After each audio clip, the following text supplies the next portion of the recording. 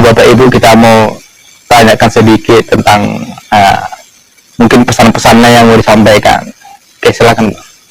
Ya. Assalamualaikum warahmatullahi wabarakatuh. Alhamdulillahirabbil alamin. La haula wala quwata illa billahil azim. Asyhadu alla ilaha illallah wa asyhadu anna Muhammadar Rasulullah. Allahumma sholli ala sayyidina Muhammad wa ala alihi sayyidina Muhammad.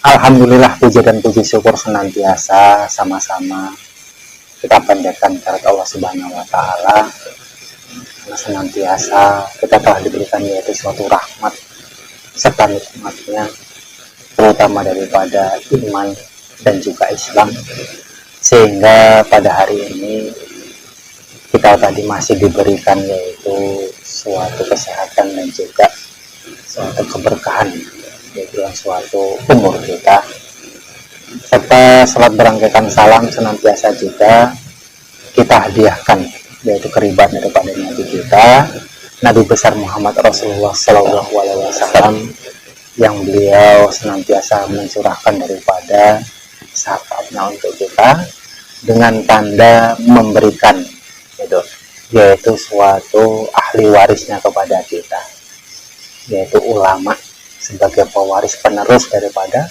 perjuangan Nabi Muhammad Rasulullah Sallallahu Alaihi Wasallam. Maka dengan pewaris beliau lah, yaitu seorang ulama tadi, kita tadi bisa betul-betul mengetahui yaitu tentang daripada seluk-beluk agama yang kita cintai, yaitu agama Islam.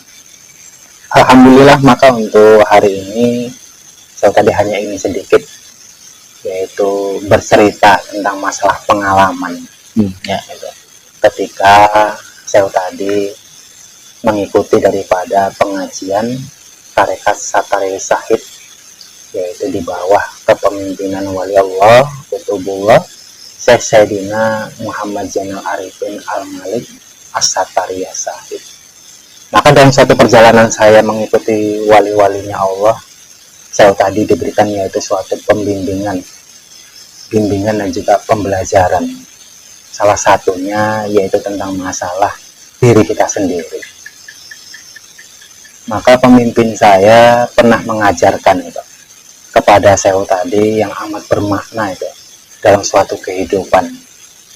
Bukan hanya untuk kehidupan saya sendiri, melainkan bagi kita kehidupan yaitu seluruh manusia ini tadi. Apa yang beliau nasihatkan yaitu kepada saya, beliau tadi menasihatkan yaitu kepada saya tadi tentang masalah didik. Beliau mengajarkan hendaklah manusia itu mengenal, dari mana asal usul dirinya.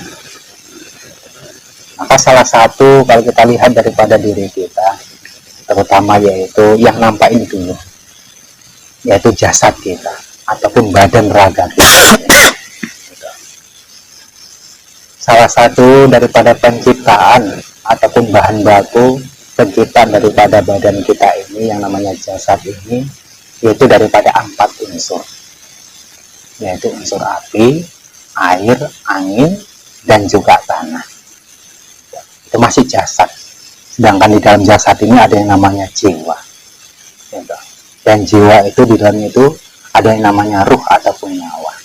Maka untuk pada hari ini saya tadi nggak akan berpanjang lebar, hanya satu saja, yaitu tentang masalah raga kita ini, jasad kita ini tadi.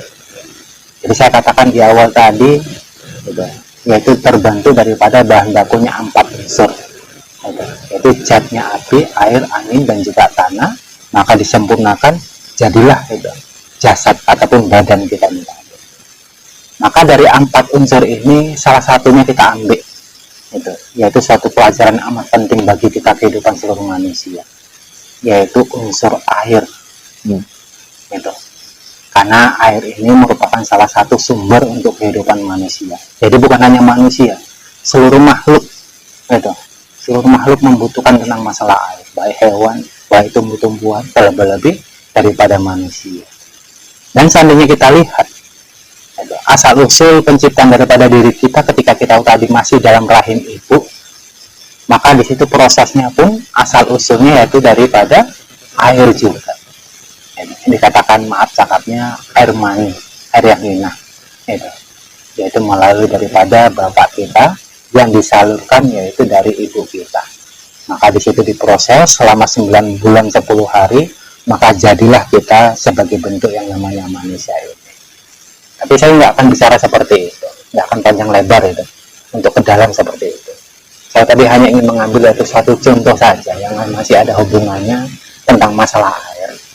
Ya mudah-mudahan contoh ataupun dalil ini bisa yaitu menjadikan bahan renungan itu untuk kita tadi, agar kehidupan kita ini tadi bisalah yaitu mendapatkan yaitu suatu derajat di sisi Allah.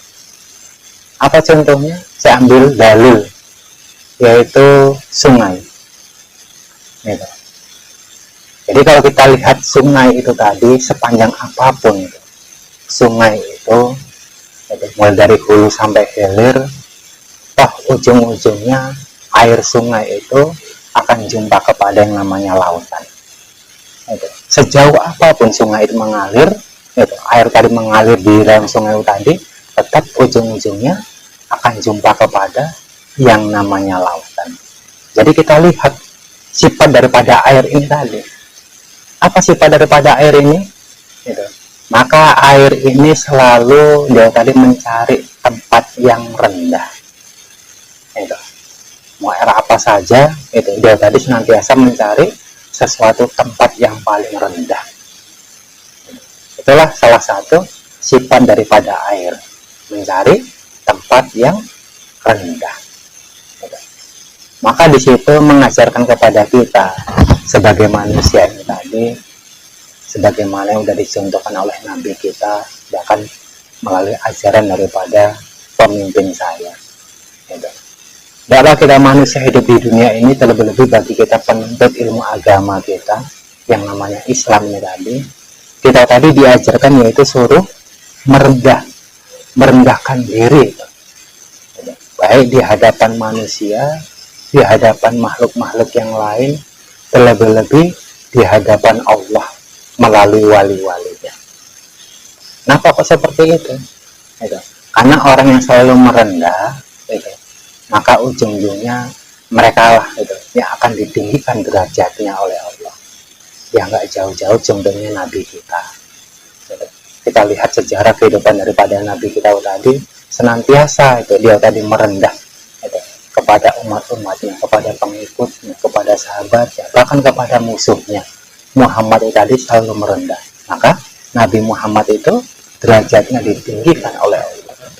Itu juga kita sebagai orang Indonesia ini tadi, ya kita lihat wali, kehidupan para wali-wali Songo yang ada di Pulau Jawa dulu. Kita tengok kehidupan mereka ketika mereka tadi menyebarkan daripada agama. Yaitu sifat merendah diri, merendahkan diri itu di hadapan makhluk-makhluknya Allah. Makanya di kala itu banyak orang-orang di Pulau Jawa tadi tertarik masuk Islam, mengikut belajar itu kepada para wali-walinya Allah. Itu juga lah kita, sebagai makhluk yang lebih mulia daripada makhluk yang lain.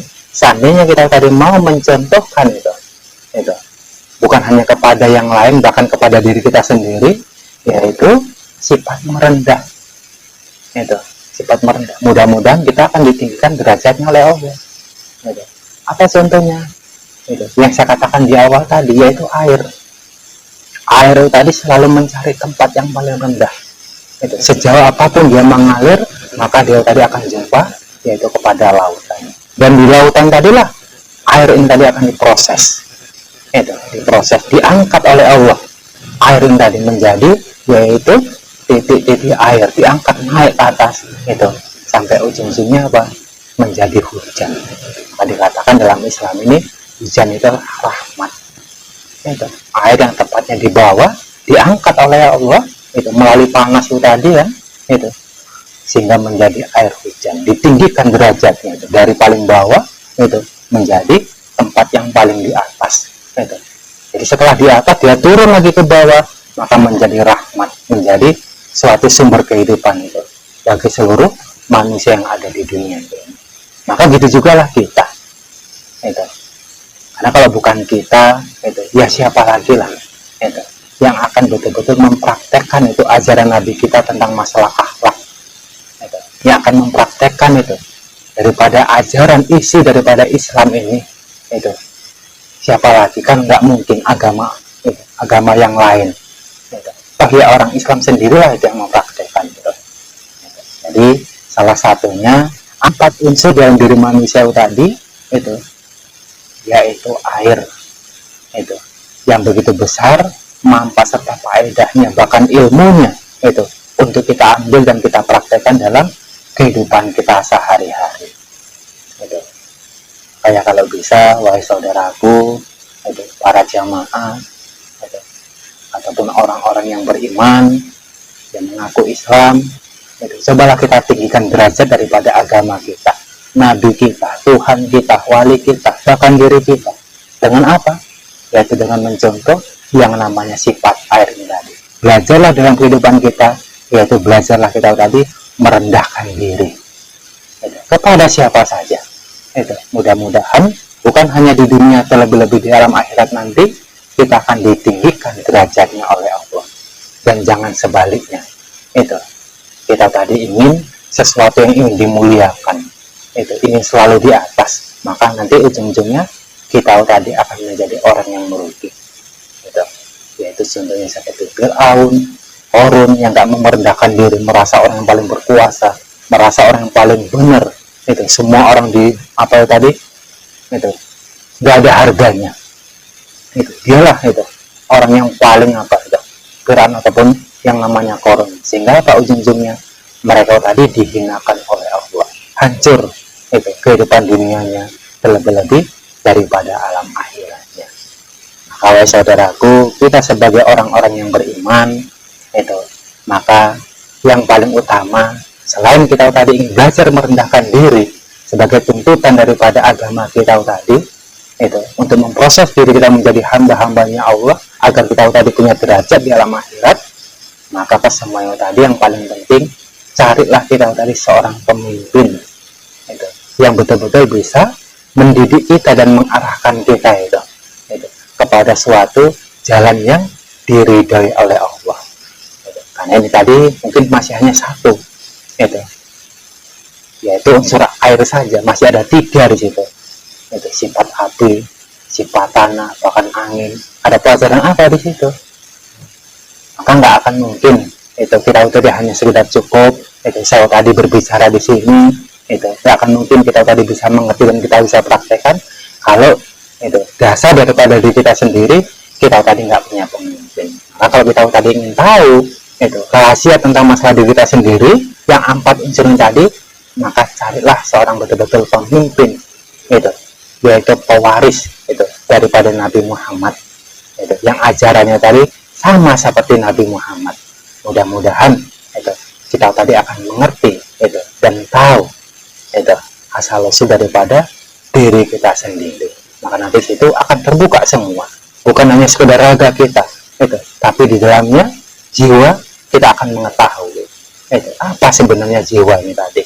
Dan yang lebih halus lagi, ruh ataupun nyawa itu, mudah-mudahan itu semuanya tadi akan nampak kebenarannya seandainya itu kita sebagai orang-orang yang beriman ini tadi, yang ngaku agama kita Islam tadi, kita tadi mempunyai seorang pemimpin itu. Jadi kuncinya, carilah kita tadi pemimpin sebenar-benarnya, pemimpin yang berwasilah kepada Nabi Muhammad, yang ajarannya tadi itu sama itu, yaitu seperti Nabi Muhammad itu.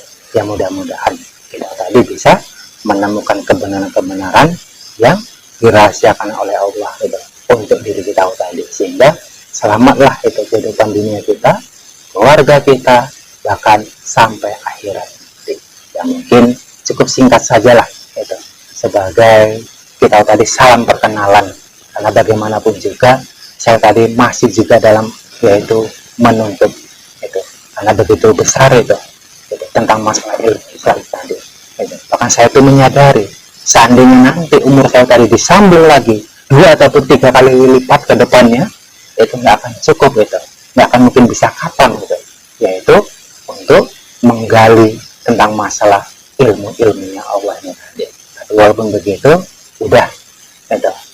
Walaupun begitu apa sifat yang tadi saya tadi tetap gitu, belajar dan menuntut kebenarannya Allah sampai daripada akhir hayat saya, karena masih banyak sesuatu rahasia-rahasia tentang masalah Islam ini tadi yang perlu saya ketahui. Kalau saudaraku, sesama orang-orang yang beriman, malah sama-sama kita tadi mencari yaitu seorang pemimpin, seorang ulama yang menjadikan diri kita tadi agar tidak tersesat itu untuk ke depan. Kurang lebih saya mohon ampun kepada Allah